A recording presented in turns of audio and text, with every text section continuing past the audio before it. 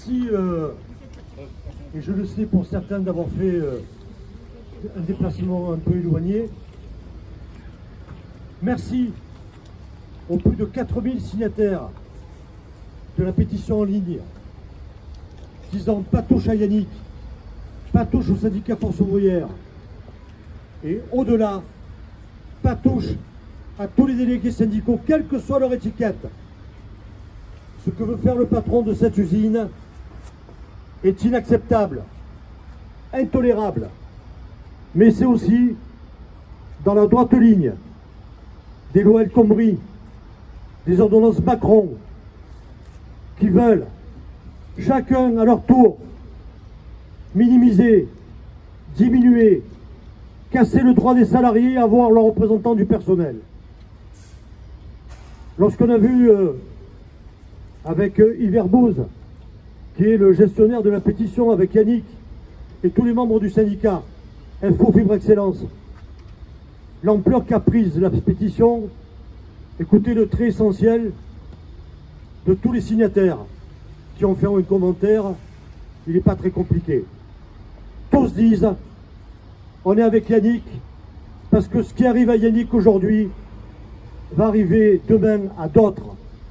Et je dirais que ça peut même arriver à ceux qui ont signé contre le vote des salariés de l'usine, ce fameux accord de révision, alors que la consultation des 7 et 8 avril, les salariés, majoritairement, avaient dit non, on ne veut pas de l'accord de révision, parce que l'accord de révision, c'est la baisse de nos salaires, de nos traitements, c'est la casse de tous nos droits, celle acquise par les ouvriers actuels, par le syndicat et par tous ceux qui, dans cette usine, ont tout mis en œuvre pour qu'elle puisse tourner dans de bonnes conditions, en toute sécurité et avec le moins de pollution possible.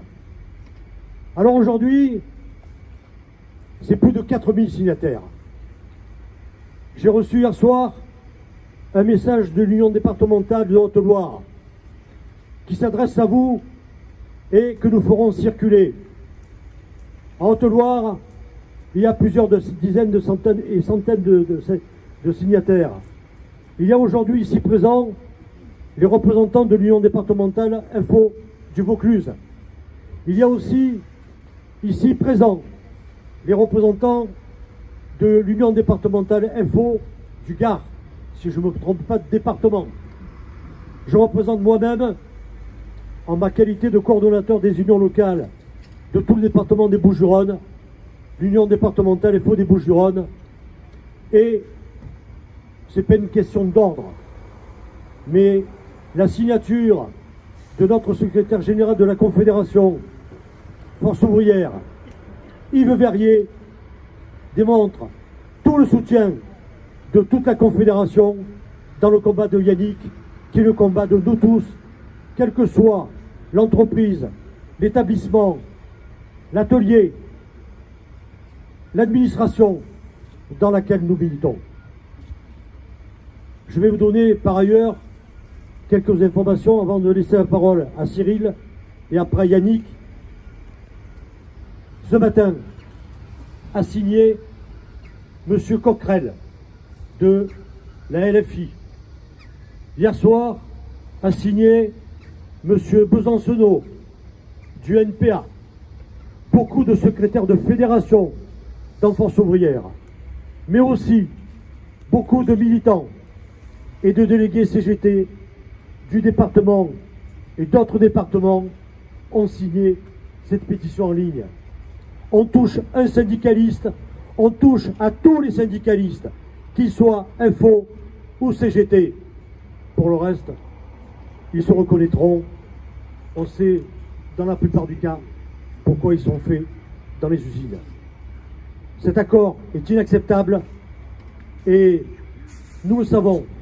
Le combat que nous avons mené, qu'ils ont mené, que nous continuerons à mener, est un combat majeur pour la démocratie, pour les droits, et qui s'inscrit entièrement dans l'exigence de notre confédération que soit abrogé le décret du 2 décembre de 2020, qui autorise aujourd'hui le gouvernement au fichage des militants syndicalistes. Il n'y a qu'un seul combat, le combat pour les emplois, le combat pour les droits, le combat pour notre dignité et notre fierté. Et camarades, encore une fois merci et continuez la signature de la pétition. Avant de passer la parole à Cyril, je sais qu'elle est un peu timide, mais ma camarade Sophie, qui travaille dans les magasins Gap, pas Gap, c'est les magasins de fringues, qui est une grosse multinationale, qui va vendre tout ça et fermer tous les magasins en France au mois de juillet, a reçu hier, écoutez bien ce que je vais vous dire, par mail, une convocation à un entretien préalable de licenciement qui est prévu le 6 mai prochain, alors qu'elle est en télétravail depuis 3 semaines. Même sa directrice lui a écrit hier soir, je comprends pas, j'étais même pas au courant. C'est pour vous donner aujourd'hui à quel niveau ils veulent faire taire, ils veulent encamisoler les salariés, la jeunesse, la population, sous couvert de crise sanitaire et de je ne sais quoi. Alors mes camarades, on n'en change rien. On ira jusqu'au bout, parce qu'ensemble, unis, déterminés, on les fera céder. Merci encore une fois d'être venus, et merci surtout pour Yannick, pour Cyril, pour tous les salariés de l'usine et pour le syndicat Force ouvrière. Bravo.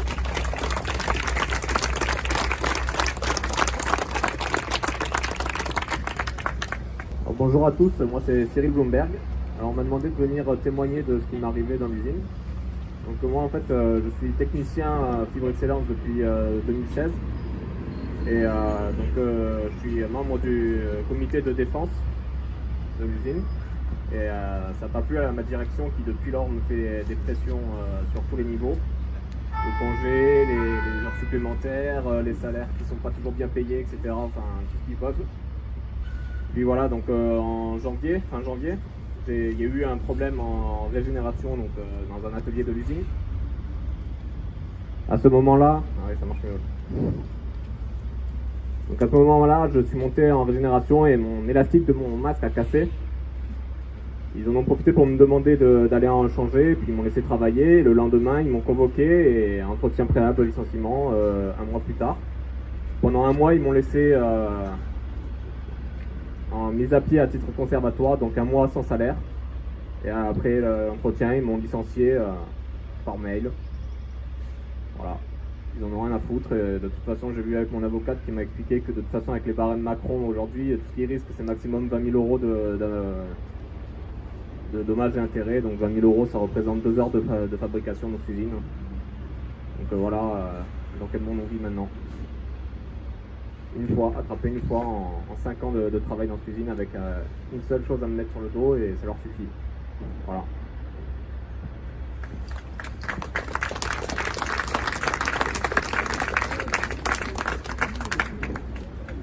Malheureusement, avec Yannick Faré, malheureusement Cyril, c'est pas le premier. Et je rends hommage aussi aux salariés qui ont été injustement licenciés depuis un an et demi, certains depuis plus longtemps. J'ai un camarade ici là, qui était en inaptitude, il n'a vu aucune place lui être proposée, il a saisi la justice. Bon, pour que vous compreniez la situation, depuis quelques années, depuis 2016 pour être précis, la direction essaye de baisser la masse salariale, exerce des pressions, des menaces, des méthodes avec du chantage, encourage à la délation, exerce une forme de pression sur les salariés, mais pas que, sur les syndicalistes, sur les salariés qui osent dire ce qu'ils pensent, qui osent exprimer ce qu'ils pensent, à juste titre. Donc vous comprendrez que dans ces conditions, il va falloir qu'on puisse s'organiser Et je remercie tout le monde ici présent. Je vois des retraités, je vois des délégations de Gilets jaunes que je remercie. Je vois des camarades de l'Union départementale FO du 13, de l'Union départementale FO de Nîmes ainsi que le secrétaire général qui est présent. Je vois des camarades de l'UDFO du Vaucluse. Je vois des salariés qui, malgré le chantage et la pression, sont présents aujourd'hui. Et je peux vous dire qu'elle est forte et qu'elle redouble ces derniers temps, la pression de l'employeur.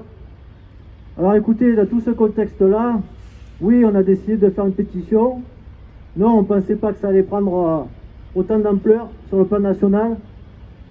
Et c'est pas que de mon cas personnel qu'il s'agit. Ça fait des années que moi et surtout mes camarades du syndicat font l'objet de mesures disciplinaires injustifiées. Il y en a certains qui ont eu plusieurs mises à pied. Il y en a de manière totalement injustifiée. Allô? De manière totalement... Ouais, ça marche. 1, 2. Donc il y en a eu plusieurs qui ont eu des mises à pied totalement injustifiées, donc des pertes de salaire, des avertissements, etc. etc. Bon. Écoutez, moi je tiens à vous remercier. Je pense qu'il faut qu'on s'organise sur le plan national, vraiment, parce que la démocratie est en danger. Et ça commence par attaquer les syndicalistes, par attaquer et licencier les salariés qui expriment leurs idées. Il y a une sélection qui est en train de s'opérer. On est quand même un site Céveso, ça peut avoir des répercussions, tout ça, on subit des pertes de compétences. En plus, là, il va y avoir des salariés qui partent en amiante. Au final, on est dans une situation où le gouvernement injecte des millions d'euros dans l'usine et ne demande aucune contrepartie à la direction et au groupe. Il y a eu 12 millions d'euros de prêts garantis par l'État donnés au groupe Fibre Excellence France. Il y a eu 8,6 millions de prêts garantis par l'État prêtés à l'usine Tarascon. 5 millions d'euros d'exonération de cotisations sociales. L'État est prêt à remettre encore 20 millions d'euros dans le cadre d'une liquidation, cession de l'actionnaire à lui-même, sans aucune contrepartie. Et à côté de ça, tous les salariés de l'usine vont perdre minimum 300 euros par mois, vont perdre entre 3, 4, 5 et 10, 11, 12 jours de repos par an, vont devoir travailler beaucoup plus. Tous les accords historiques sont balayés, tout ça parce que le syndicat n'ont pas respecté leurs engagements. Ils avaient promis aux salariés de respecter la consultation. Majoritairement, les salariés sont prononcés contre. Ils ont quand même signé avec 2-3 miettes de lâchées par employeur. Et quelques jours après, comme par hasard, je fais l'objet d'une mesure disciplinaire, encore une fois. Alors jusqu'à présent, ils n'ont pas réussi à me mettre ne serait-ce qu'un avertissement depuis des années. Pour autant, j'ai eu déjà plusieurs entretiens préalables à la sanction. Au jour d'aujourd'hui, l'entretien s'est passé de la manière suivante. Vu la mobilisation, vu le rassemblement d'aujourd'hui, et je vous remercie d'être présent, vu le nombre grandissant de signataires, de personnalités, etc. qui signent, et c'est pas fini. Parce qu'on va organiser ça, on va essayer d'organiser ça. Il faut qu'on se mobilise sur le plan national. On ne peut pas laisser faire. Vu tout ça, et alors que j'avais reçu dans la lettre des sanctions supérieures à un avertissement, donc au minimum des jours de mise à pied, l'employeur m'a indiqué lors de mon entretien que j'aurais au maximum un avertissement. Alors que c'est pas ce qui est marqué dans la lettre de convocation à l'entretien préalable à la sanction, c'est marqué autre qu'un avertissement, donc c'était au minimum des jours de mise à pied. Je lui ai signifié que si par hasard j'avais un avertissement, je le contesterais. Parce que l'employeur nous a expliqué que c'est parce que le jour de la consultation du personnel le jour du vote, le 7 avril, j'avais fait rentrer à l'usine, sur un site Céveso, un huissier de justice pour contrôler le vote.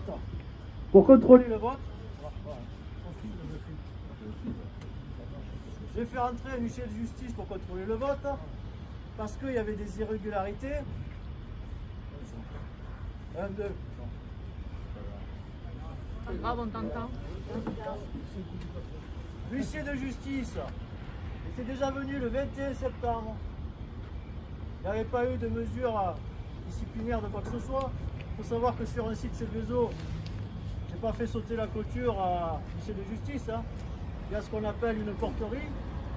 Vous vous présentez, vous sonnez, le gardien ouvre, vous pose des questions, vous fait les papiers ou vous refuse. L'accès lui a été accordé. Donc je ne vois pas pourquoi j'aurais un avertissement. Mais je vous le dis, je vous remercie. Il continue à mettre davantage. Et c'est la mobilisation, que ce soit par la pétition, par le rassemblement, qui a repoussé ce qu'ils avaient prévu. Je suis persuadé. Voilà ce que je tenais à vous dire, sinon j'avais préparé un petit discours. Notre syndicat FO, il faut que vous sachiez que notre syndicat FO saisit l'inspection du travail depuis plusieurs années sur les mesures discriminatoires dont nous faisons l'objet, mais aussi dont les adhérents FO, les sympathisants FO font l'objet dans l'usine. Il n'y a toujours aucune enquête de réalisée par l'inspection du travail. Toujours pas. Dans ces conditions, nous pensons que la démocratie est en danger. Ces dernières années, les syndicalistes sont discriminés, injustement sanctionnés, injustement licenciés, parfois avec l'accord du ministère du Travail, contre l'avis de l'inspection du travail. Ça a été le cas pour le délégué syndical CGT d'Air France il y a quelques années. Ça a été le cas pour un délégué syndical de notre usine sœur de Saint-Gaudens l'année dernière, contre l'avis de l'inspection du travail et avec l'accord des ministères. Dans quel pays sommes-nous? Ces dernières années, la médecine du travail est déformée, dénaturée. L'inspection du travail est attaquée, réformée, dénaturée. Le code du travail est réformé, les droits des syndicalistes avec, et donc le droit des salariés de se défendre, de s'organiser, par ordonnance, par un gouvernement qui procède par ordonnance, sans consultation, sans vote de l'Assemblée nationale. C'est cette situation qui permet aux employeurs peu scrupuleux de baisser les salaires, d'augmenter le temps de travail, de licencier à tour de bras. Ce sont avec les millions d'euros donnés par l'État aux entreprises, sans aucune contrepartie, que les employeurs sanctionnent et licencient. Nous devons nous organiser pour arrêter les frais, pour défendre nos emplois, nos salaires et nos entreprises, parce qu'ils sont en train de mettre le pays à genoux. Combien d'entreprises ont fermé après avoir obtenu des sacrifices des salariés et des millions d'euros de l'État? Alors camarades, le combat n'est pas fini. Merci d'être là et merci de continuer à signer la pétition et à faire plusieurs messages.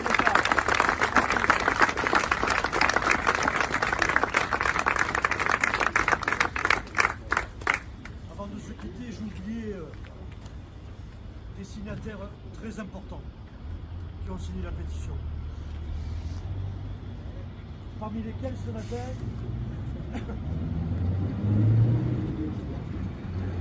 un représentant de l'UMT, Union marocaine du travail. Parmi lesquels un militant de la FGTB, la Fédération des travailleurs de Belgique. Et puis, le plus important, j'espère qu'il écoute aux fenêtres, c'est monsieur Philippe Bourrelli qui a signé la pétition. Et nous en sommes très fiers parce que monsieur Philippe Bourrelli, pour que vous le sachiez, c'est ni plus ni moins que le directeur des ressources humaines de l'usine. Et il faut faire savoir à l'employeur, à l'actionnaire, que son DRH est un traître par rapport à lui et qu'il soutient Yannick pour pas qu'il soit licencié. Bravo!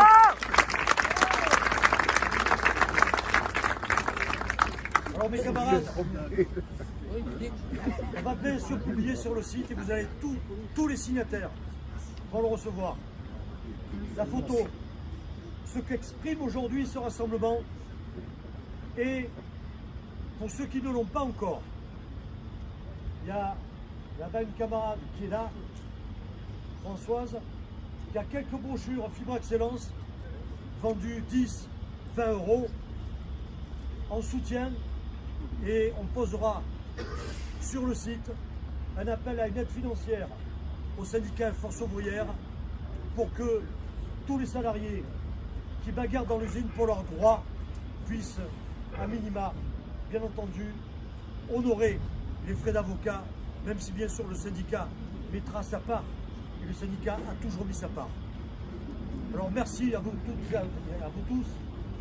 Le combat continue et on va réfléchir. Et comme l'a dit Yannick, c'est le début d'un processus. On va le pousser jusqu'au bout pour que nos droits ne soient pas bafoués et qu'on reconquiert tout ce que nous avons acquis, nos anciens, dans le passé.